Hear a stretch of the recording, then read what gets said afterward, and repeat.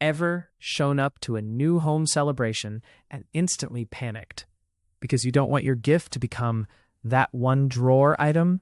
Here's the truth. The sweetest home sweet home feeling doesn't come from clutter.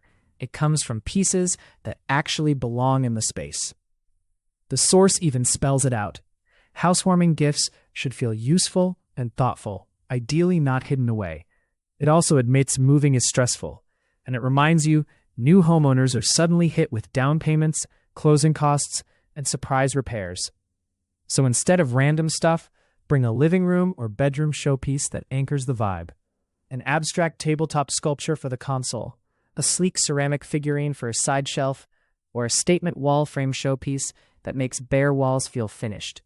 That's the kind of gift that quietly says, I get your new life, without screaming for attention. If you want it to look intentional and feel personal, Mulan has the kind of sculptural accents that land and stay.